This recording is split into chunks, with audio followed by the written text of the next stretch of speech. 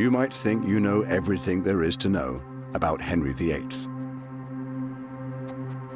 You'll know he married 6 times and had 2 of his wives executed. But the truth about our most famous king is much more complex and far more compelling. This series tells Henry's story over 6 of the most tumultuous decades in English history, separating the real man from the myth. To some, Henry was a cruel bully. He wanted the theatre of punishment to be perfect. This is what happens when you defy Henry. This is what traitors get. To others, he was a charismatic and successful ruler. He jousts, he rides, he sings. What more could you want from this perfect prince? But Henry's personality, his innermost thoughts and his motivations have remained elusive. When somebody is no longer useful to him, that's it, he cuts them out. It's almost pathological. Once Henry has his mind set on an idea, he will stick with it no matter the consequences. Now a team of Tudor experts have come together to investigate who the real Henry was. Here are Henry's insecurities, written in black and white. They'll unearth never-before-seen documents, including some from the Vatican's archives. Thank you so much for showing me one of the greatest prizes in Tudor history.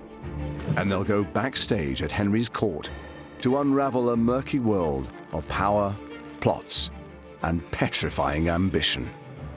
Henry VIII comes down on opponents with murderous force. Henry's growing increasingly paranoid. He's starting to lose his grip on reality. Henry has got older, he's got more tyrannical, his reign has got bloodier, and he is more determined than ever to get his own way.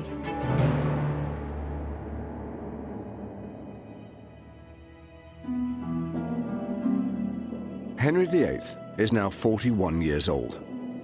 His first wife, Catherine of Aragon, has failed to provide him with a longed-for son and heir. And he's becoming increasingly anxious about the future of his dynasty. He's banished Catherine from court and is embroiled in an attempt to divorce her and marry his long-term mistress, Anne Boleyn. The way in which Henry is treating the 2 women in his life could not be more different. On the one hand, you have this great chivalrous love play with Anne Boleyn, and on the other, there is the incredibly cruel, heartless rejection of Catherine of Aragon, the wife who served him loyally for more than 20 years. It's interesting to think what it was about Anne Boleyn that made her so attractive to Henry, but also so enigmatically attractive to so many people. Her education in France may have been a factor. She had a style and a glamour that other people didn't. But also her intelligence, her ability to argue with scholars and theologians about religious and moral issues. Henry, the scholar who flattered himself as being the philosopher prince, saw in her, I think, a consort who shared some of those values. But as their relationship develops, Anne puts pressure on Henry by refusing to sleep with him until their wedding is in sight. Her own sister had been discarded as Henry's mistress. She wanted more for herself than that. She wanted to be queen. So for 7 long years, she keeps him at arm's length, giving him a little bit of encouragement, and then destroying his hopes the next. That speaks volumes about just how much Henry was enthralled to Anne. Henry's love letters reveal his obsession with Anne. They survive to this day and are held deep within the Vatican library. Regina, thank you so much for allowing us to film here and for showing me what has to be one of the greatest prizes in Tudor history. These are the original letters from Henry VIII to his great love, Anne Boleyn.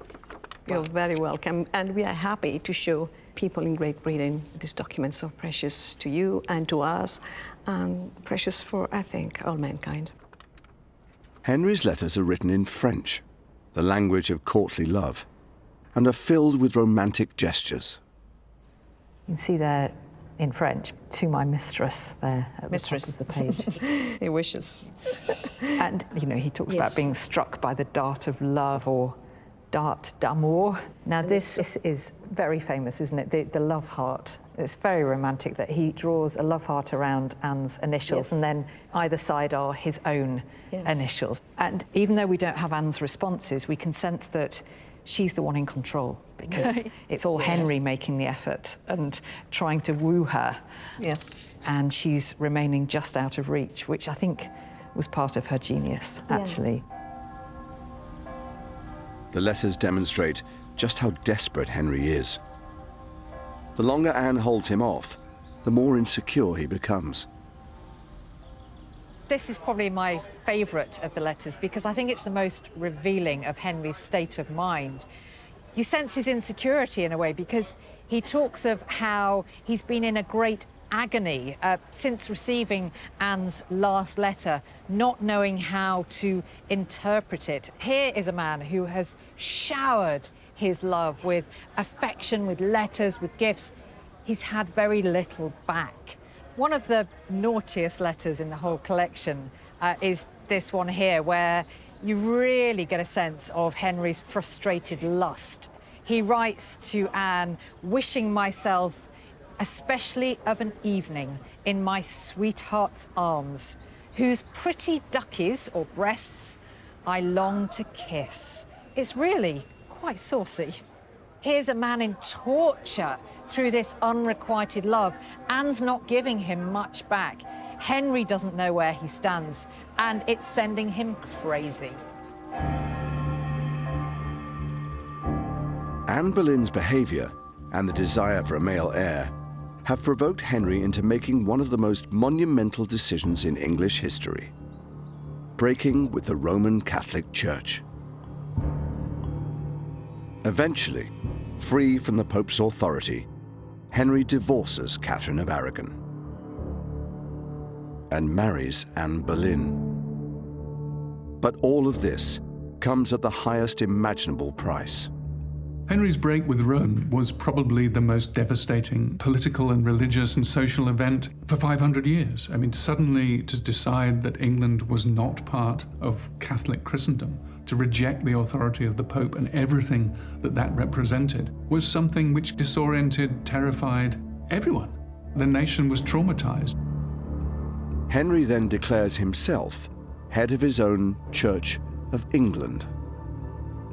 For Henry to claim to be the head of the church was unprecedented. It's very hard to imagine the radical, shocking nature of that claim. A layman, not someone trained in the church, not a bishop, not someone in holy orders. Henry believes this makes him second only to God. On the one hand, you need to have quite a big ego to deal with that. On the other hand, it's a great deal of responsibility. Henry, who is already trying to manage a kingdom, is now trying to manage a church as well. So at the point that Henry breaks with Rome, I don't think anybody quite knows what is going to happen next. Henry might have got his wish to marry Anne Boleyn, but this revolutionary decision is about to catapult England into chaos and damage Henry's reputation with his people.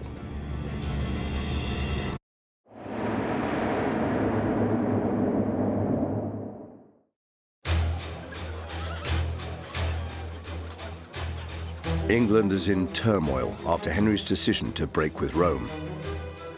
But despite opposition, he is now ruthlessly forcing the new religion on his Catholic people. To push his religious revolution through, he has a secret weapon in the form of his new chief advisor, Thomas Cromwell. Thomas Cromwell is nothing less than a genius, talented lawyer. He's a property developer, a money lender, trader. But Cromwell is very different to the noblemen that Henry's surrounded by. Thomas Cromwell was the son of a lowly person in Putney, just down the river from London. And he had this unique ability to annoy people, particularly the rich nobility of Old England, who regarded him as a common upstart because he wasn't from the great and good families. Men like Cromwell owe everything to Henry's readiness to put them in place. So they really suit Henry because they're going to be loyal to him. Henry is really drawn to Cromwell. He's got a cheeky sense of humour. He's not afraid of Henry. And as a natural bully, Henry is actually rather disarmed by that. He was ruthless, ambitious, and quite happy to tread on anyone who got in his way.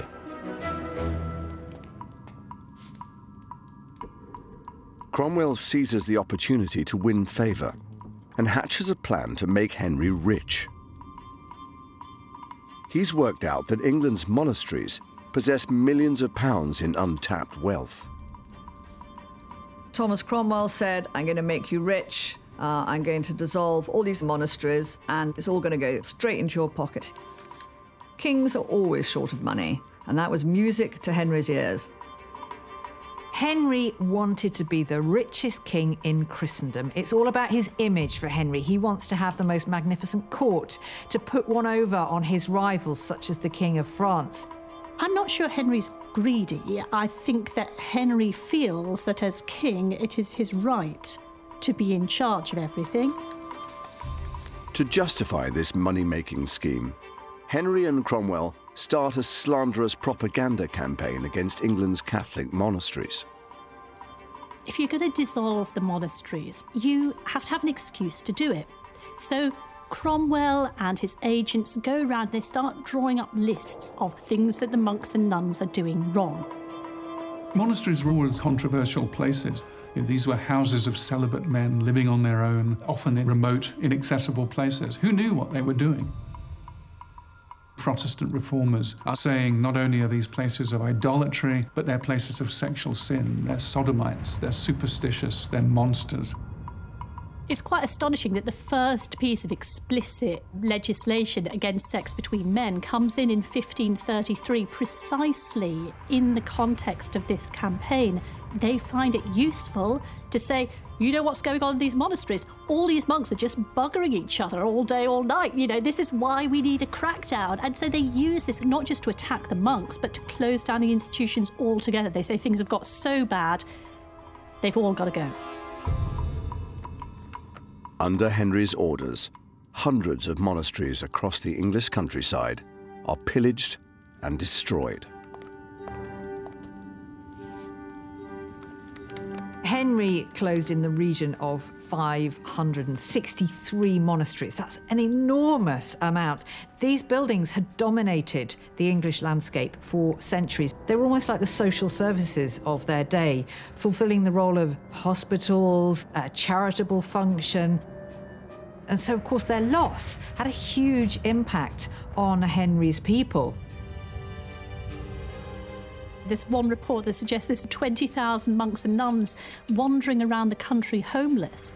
That just gives you an indication of how much of a shake-up of society this was.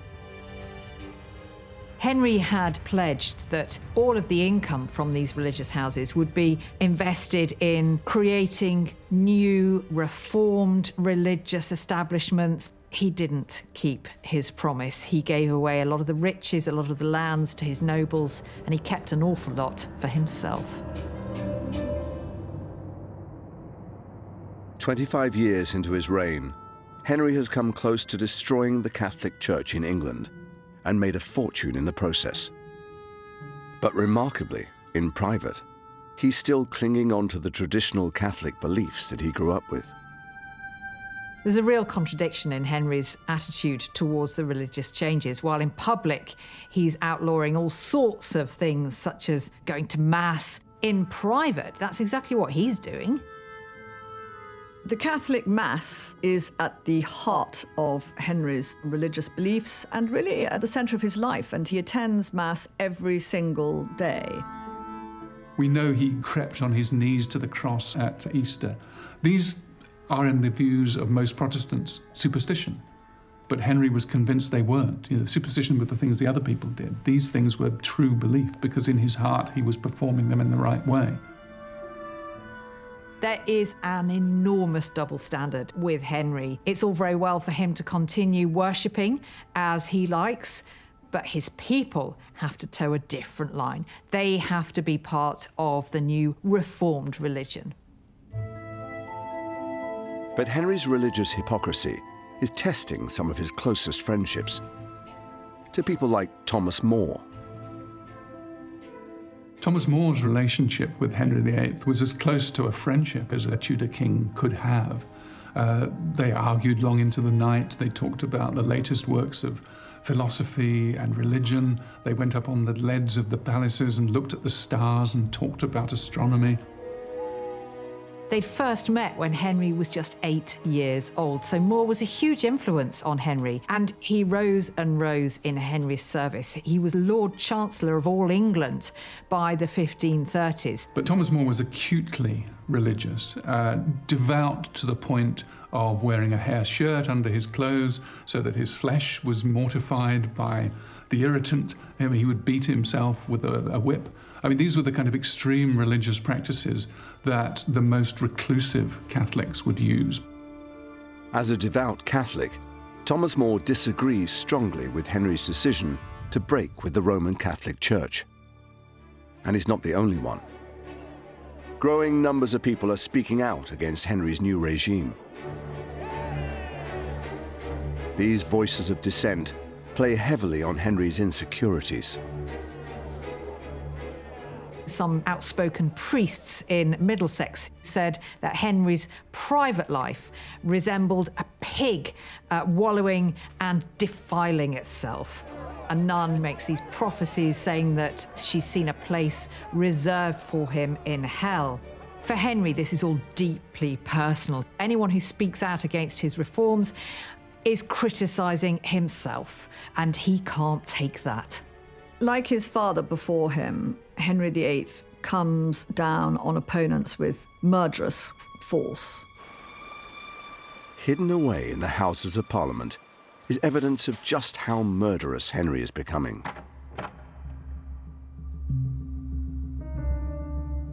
Here I am in the parliamentary archives looking at the 1534 Treason Act, one of the most extraordinary documents in Henry's reign.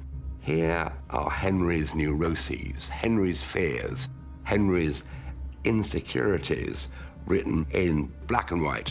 The 1534 Treason Act says it's now high treason to maliciously wish, will or desire, by words or writing, or by craft imagine, an attempt bodily harm against the king or the queen or their heirs apparent. This document says that it's now high treason to maliciously publish and pronounce by express writing or words that the king is a heretic, schismatic, tyrant, infidel, or usurper of the crown. The act is extraordinary because it's not only governing how people behave, but it's governing how they think and what they say. Henry VIII believed that as far as his subjects were concerned, you're either with him or against him. And if you were against him, you paid for it. This document changed Henry's realm into a land of fear. Words spoken in jest or in drink or in anger could lead you to the scaffold. This brutal act significantly widens the scope of treason, and it marks a turning point in Henry's reign. That need not only to have people obedient, but to believe absolutely in the justice of what he was doing was unprecedented. No one had asked this before. That is intruding into everyone's belief system, into their consciences, in a way that no one had tried before or since. One of the first victims of Henry's ruthless new regime is his old friend Thomas More. Henry locks him in the Tower of London because More refuses to endorse his religious reforms. More is very much a devout Catholic, and that idea of England breaking completely away and defying the Pope, defying tenets of Catholic faith, is not something that More can really live with. More remains in the Tower for a year, and during that year, Henry does everything he possibly can to persuade him. He even says to him, believe what you like in your heart, so long as in public you're with me. I think Henry still had that deep-felt conviction that eventually their friendship would prevail and that More would be won over by the sheer weight of argument and the force of Henry's personality. Tudor history is full of these moments where people who have been working together for months and years suddenly fall apart. But I think it's particularly traumatic when it comes to Henry and Thomas More because of that deeper intellectual connection that the two of them had forged. Eventually, Henry has had enough, and he authorizes his former friend's death. The Parliamentary Archives still holds the document that sanctions Thomas More's execution. This document says that Thomas More is guilty of high treason by sowing sedition, by obstinately, contemptuously refusing to take the oath supporting the succession to the crown. They are powerful words. And later on, they describe the ingratitude of Thomas More towards the king. It lays down Thomas More's crimes and legalizes his execution. To all intents and purposes, it's his death warrant. On the 6th of July, 1535, Thomas More is executed on Tower Hill.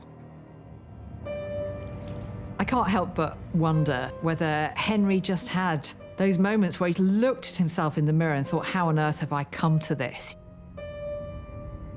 Here he is, ordering the execution of some of his closest friends and advisors. He's caused turmoil in his kingdom. Did he ever bring any of that back on himself and actually examine his own motives, his own character? I don't think Henry had a conscience about what he was doing.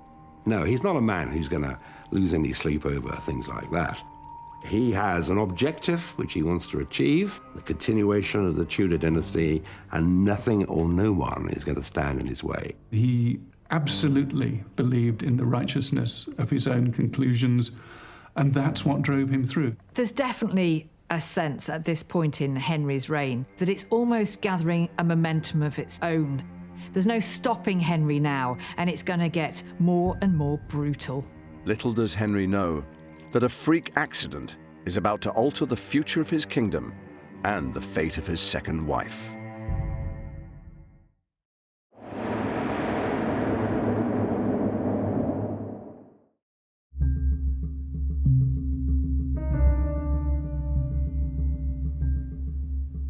Henry VIII is now 44 years old, and his break with the Roman Catholic Church is beginning to tarnish his reputation. He's desperate to project the image of a king at the height of his powers. In the middle of the 1530s, Henry was a man increasingly obsessed by his public image. He would spend many hours getting dressed by his men, covering up all those signs of weakness and projecting this idea that here is the most magnificent king ever to sit on the throne of England. Henry, from the beginning, is very conscious of the importance of the public eye, but also he really enjoys it. He loves performing to people. Being the monarch, you have to look the part, and Henry is particularly adept at this. He's really interested in fashion. So we have records of Henry spending really huge amounts of money on cloth of gold, and he buys about 175 pairs of shoes in one single 12-month period. Henry is the ultimate investor in, dare I say, bling jewelry. But beneath the royal clothing is a king who is far more vulnerable than he looks. Concerned he's losing the love and respect of his people, Henry's propaganda machine goes into overdrive. Having broken with Rome, it was really important for Henry to win some hearts and minds if he's going to avoid a big rebellion. It involves a certain amount of PR effort using print, which is a pretty new technology, to produce lots of pamphlets and trying to win back some of that popular support. It's not easy to get a country to break away from a faith that it had as a part of its way of life for centuries beforehand. So that trauma of separating from the Catholic Church is something that Henry has to respond to directly.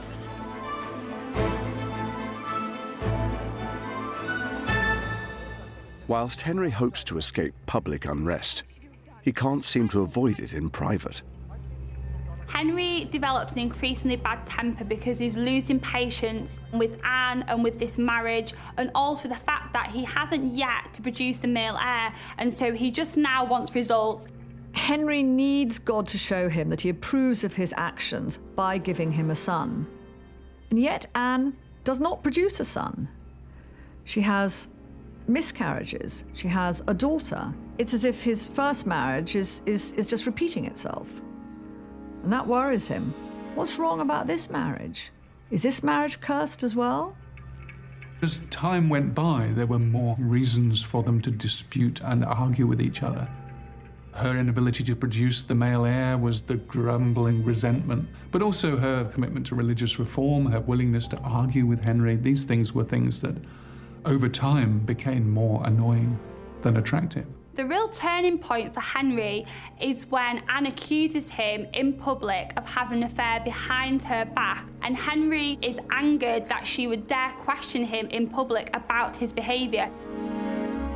Henry responds to Anne by telling her that she needs to turn a blind eye to this behaviour as her betters had done, meaning Catherine of Aragon, and that he could unmake her just as quickly as he had raised her. There's another person causing trouble inside the royal marriage. Henry's advisor, Thomas Cromwell. Henry's court has become like a pressure cooker. So at the centre of this, we have Cromwell and Anne, who are each other's rivals and enemies.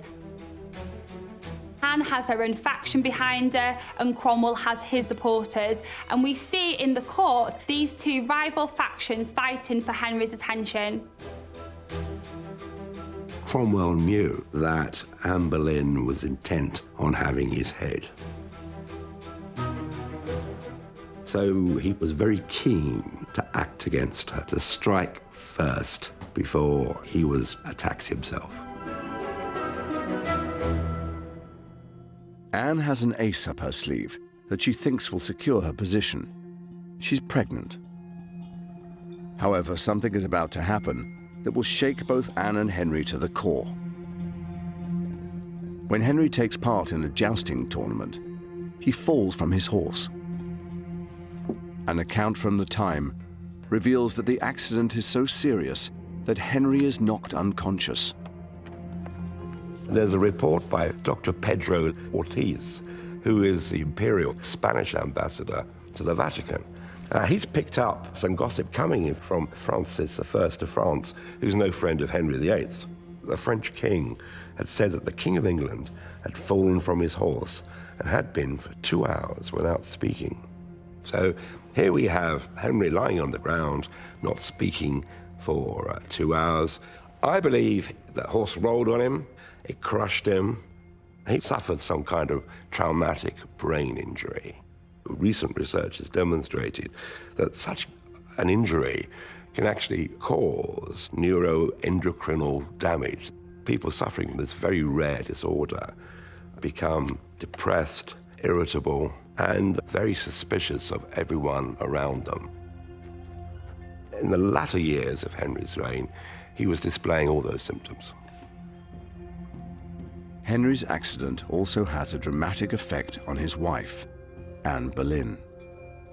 What is absolutely certain is the shock of hearing that Henry had this accident caused Anne Boleyn to miscarry a male child. Queen Anne was brought to bed and delivered of a man-child before her time. It was said she took a fright. It was a 3-month-old fetus, male child, perfectly formed. And if the child had lived, it could have been Henry's longed-for male heir. The miscarriage is a personal disaster for Anne, because that possibility that the male heir was finally at last about to appear is taken away again, and she's damaged goods. After his accident, Henry becomes increasingly paranoid. And at court, things are now more dangerous for Anne Boleyn and Thomas Cromwell. There is a diplomatic letter which describes the English court as a nest of hissing snakes. There are eavesdroppers at every corner. Absolutely nobody is safe, from the Queen to the greatest statesman of the country. Around Easter 1536, we see a real shift now between the relationship of Cromwell and Henry. Henry calls out Cromwell in front of the whole court, publicly disgraces him, and this now puts Anne back on the chessboard, and so she's removed Cromwell, her rival, and once again she's the centre of Henry's world. Cromwell storms out, and the first thing he does is to start plotting to get rid of Anne. Cromwell has decided it's Anne or him, and it's going to be Anne. Secretly, Thomas Cromwell launches an investigation into Anne's behaviour. As soon as he's left court, Cromwell puts the word out that he's sick. But Cromwell is far from sick. He is using this 2-week absence as the perfect cover for him to start plotting the downfall of his archenemy, Anne Boleyn. Cromwell has this incredibly sophisticated network of spies and informants. Among his network are a number of ladies from the Queen's own household. Now, Anne isn't popular with her ladies. She's a fairly cruel mistress, so you might imagine how willing those ladies are to give Cromwell little tidbits of gossip, information that he can slowly craft into a case. One of the things about the early modern court is that it is based upon flirtation, and it's based upon the language of courtship. So at any point, those acts which could have been perfectly normal are reinterpretable as much more culpable. If you say you love the Queen, what do you mean? Cromwell began to find a lot of evidence of people saying inappropriate things.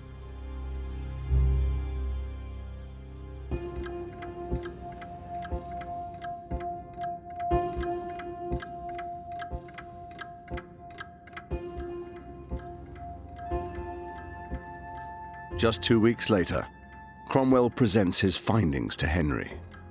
When Cromwell had to go and tell Henry what he'd discovered, it must have been the most terrifying moment of his political career. To say that the king's wife, his queen, was adulterous, I mean, that's not news you can slip in a list of other things as you're going through the morning's business. Cromwell's evidence accuses Anne of conducting an affair behind her husband's back with not one, but 5 men, including her own brother. To be the King of England and to be told that your queen is betraying you sexually is not something that you can lightly brush off.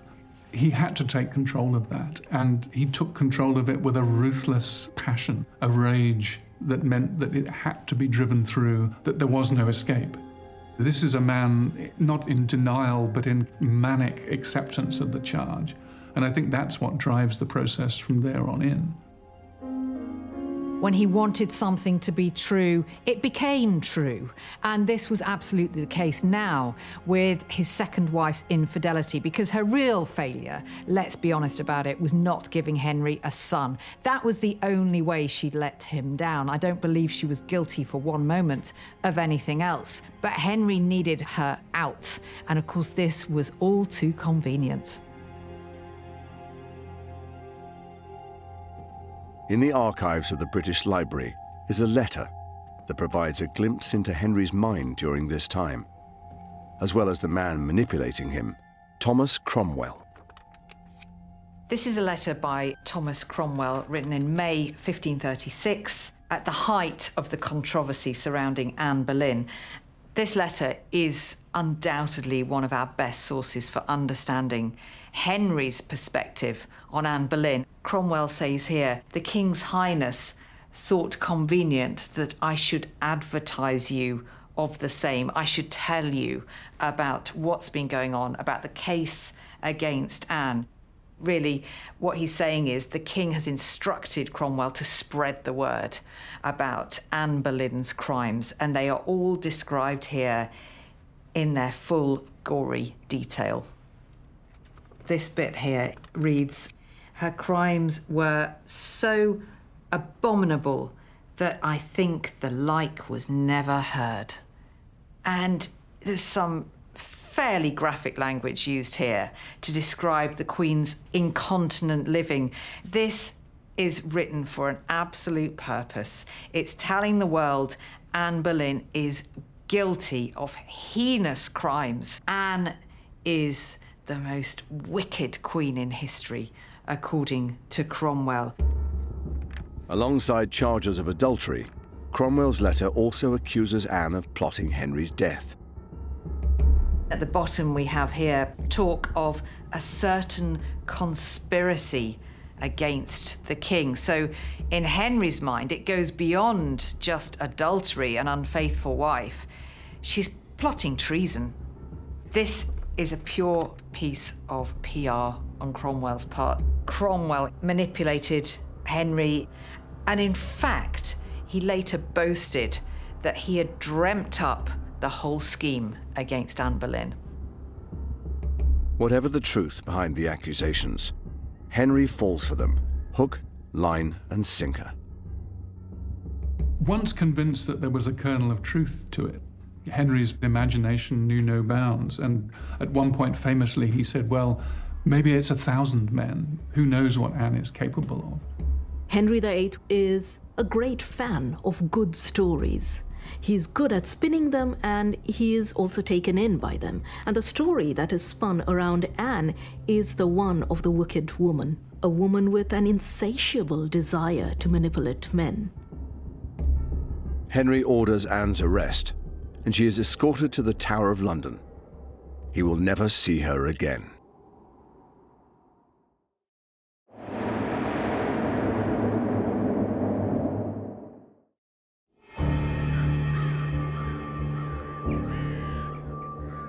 As Anne Boleyn awaits her trial in the Tower of London, reports suggest that Henry VIII is becoming mentally imbalanced. The Spanish ambassador reported that Henry had collapsed in tears about Anne Boleyn's downfall. Henry VIII was always an extraordinarily emotional man. Tears were never far from the surface. Tears of joy, tears of grief. But of course, Henry always cries only for one person, and that person is Henry himself. For Tudor men, not being able to control your wife is really seen as the cardinal sin and the biggest flaw against your masculinity. I'm sure that Henry did believe Anne was guilty because it was convenient for him to believe that Anne was guilty. And it made him right. He was the good person, she was the bad person. While Anne is under lock and key, the investigation into her infidelities ramps up. This letter was written by Sir William Kingston, who was Anne's jailer at the Tower. And Kingston had been set upon Anne as a spy by Henry. Henry wanted to know her every move, her every word.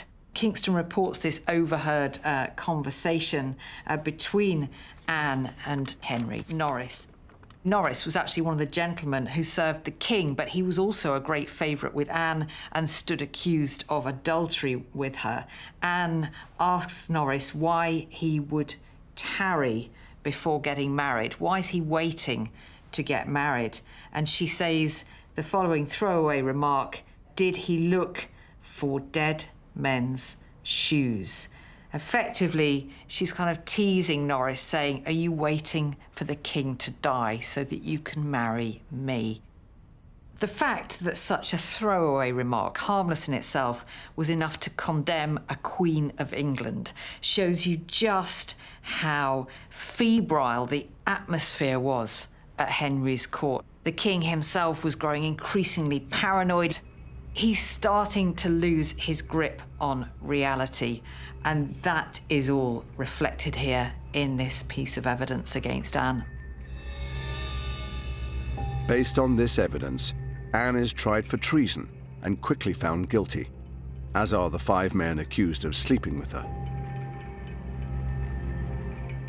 Henry does not attend Anne's trial, but he is heavily involved in the plans for her execution. So Henry spends hours poring over the details of the scaffold, how exactly she is going to die. And he decides that he's going to have her beheaded with a sword rather than with the traditional axe. The only woman in English history ever to be beheaded this way. People have suggested that this was because she was raised in France and that he was being kindly and thinking, you know, oh, this will be a lovely reminder of her childhood to get her head chopped off with a sword rather than an axe, or it was more dignified. I don't think that's true at all. I think Henry was thinking about Henry, not about Anne. He wanted the theatre of punishment to be perfect. He wanted the execution to be exemplary. This is what happens when you defy Henry. This is what traitors get.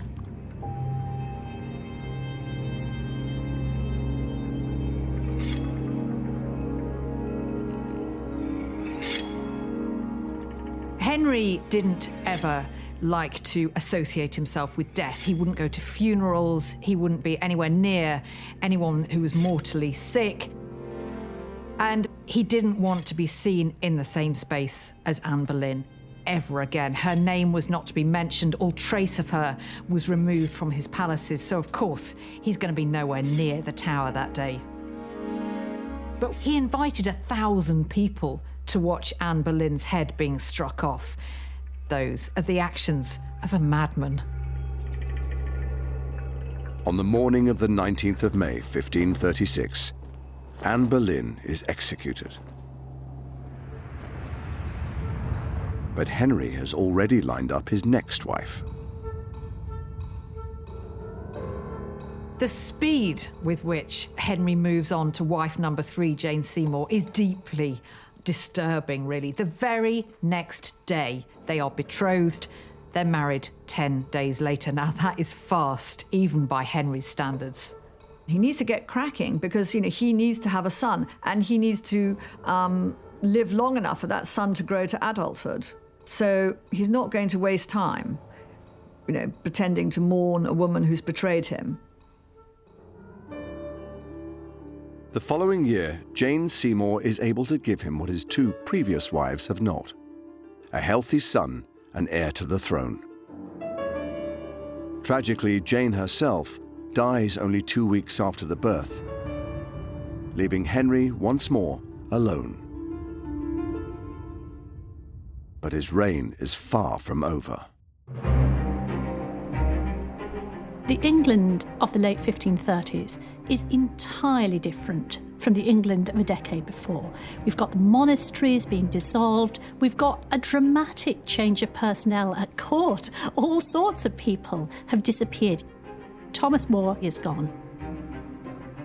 Anne Boleyn has gone. Jane Seymour has gone. Henry himself has got older. He's got more tyrannical. His reign has got bloodier, and he is more determined than ever to get his own way. In the next episode, age and infirmity start to catch up with Henry VIII. The pain that Henry got from his leg was absolutely huge. When the leg was really bad, he could turn black in the face and just sort of lie still, hardly able to speak. And he turns on his closest advisor. Those less admirable traits that we'd seen hints of early in his life are now front and centre. This is Henry as a tyrant. This is the beginning of a totalitarian state.